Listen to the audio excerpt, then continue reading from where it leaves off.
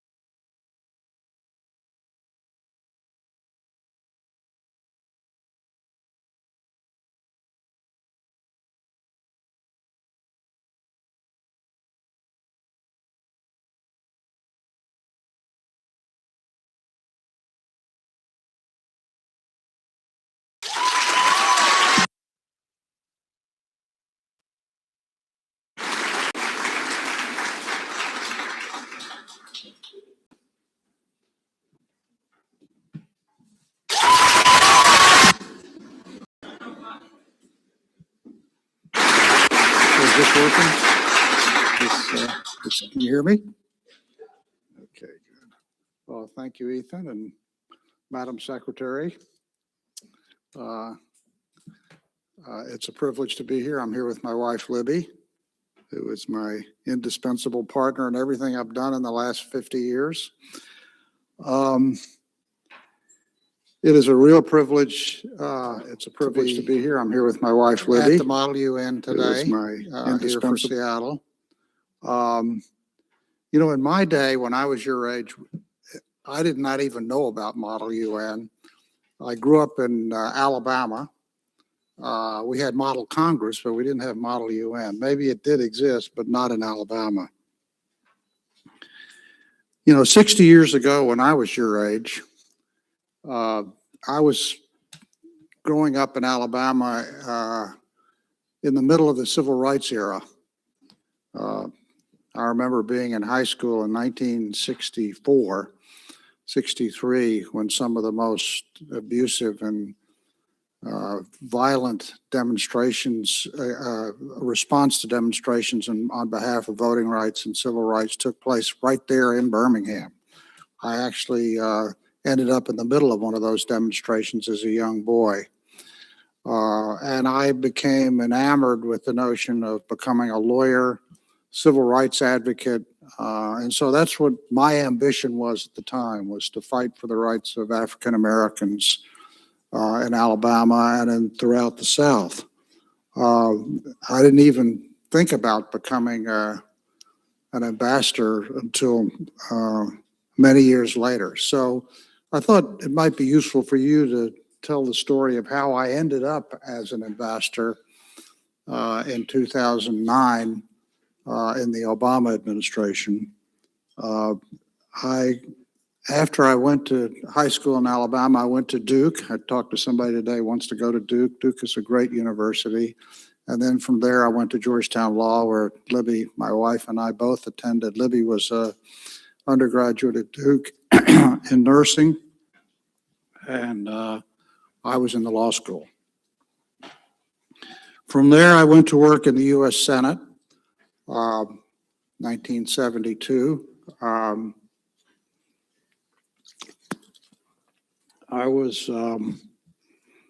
went to work actually on civil liberties and civil rights work, and then at the Intelligence Committee, I actually ended up investigating what happened to Dr. Martin Luther King, his assassination, and what the FBI attempted to do to Dr. King. And then within 2 or 3 years, I was working for a junior senator from Delaware named Joe Biden, and ended up working for Joe Biden for 13 years. Altogether, I served in the Senate for 17 years. During that period, I ended up working on 2 or 3 of his presidential campaigns, culminating in his campaign in 2008, and then when he joined Obama as vice president, I was in charge of his transition to the vice presidency. And then Obama and Biden decided to offer me the position of ambassador to Romania. Now, I had no idea what it was like to be an ambassador, but I think they chose me primarily because of my relationship with Biden, but also because of my knowledge of how the U.S. government functions. Now, when I was in Romania, Romania is an emerging democracy. It was one of the youngest members of the European Union. The European Union is composed of 27 member states, one of which was Romania. Now, Romania was struggling with anti-corruption, rule of law, freedom of speech, all the issues that young democracies face anywhere in the world. And I had come to understand that the primary institution that was protecting their democracy was I went to which is also a multilateral institution, happen every day. So it's incredibly important to the United States. It's particularly important to our tech sector.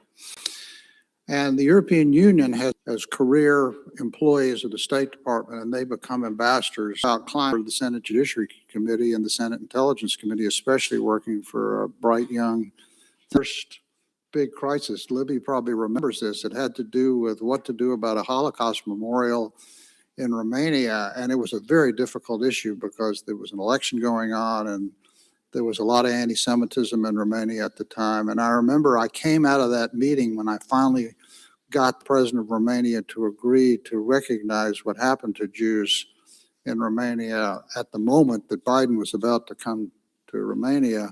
And I thought, can I do this? And I was able to get him to the right place. I think Libby will probably remember that night. That's when I realized, yeah, I can do this. And I like doing this. So in the case of diplomacy, it was during that crisis, which was within 6 weeks of getting to Romania in August of 2009. Next, what advice would you give a student who wants to pursue a career in international affairs or foreign service? Well, there are a couple of career lines open to you after you. First of all, if you are going to college, you should take a course in international affairs and see if it really interests you as much as I am, which, by the way, is quite difficult. Then you go on a career path up through the State Department, and you can become an assistant secretary or an ambassador. It takes about 10 or 15 years to do that, but it's a great career. Another route, if you don't want to work in the State Department right now. And care you poured into every one of your principal bodies. Isla, your instant response times and thoroughness with your economic and social councils lives in ways we can't even begin to enumerate. Whether or not you're seeking a career in policy, I hope that over the next few hours, you take away something enduring. Whether you leave with a newfound passion for sustainable development, greater confidence in public speaking, aptitude for improvisational thinking, or just a small moment in committee that inspired you, I encourage you all to think about what SeattleMUN will mean to you. Thank you, Tavis. Good morning, everyone, and welcome to SeattleMUN. My name is Elena Dumalyong, and I have the utmost honor as serving as this year's Secretary General. Overseeing the construction of this conference has been my greatest honor. Thank our wonderful keynote speaker, Ambassador Gittenstein, for offering your inspiring words from your years of experience for the past 3 years. Please make sure you treat this space and all venue staff with the respect that they deserve. To the delegates, I urge you all to find a way to step out of your comfort zone today. SeattleMUN has been the site of many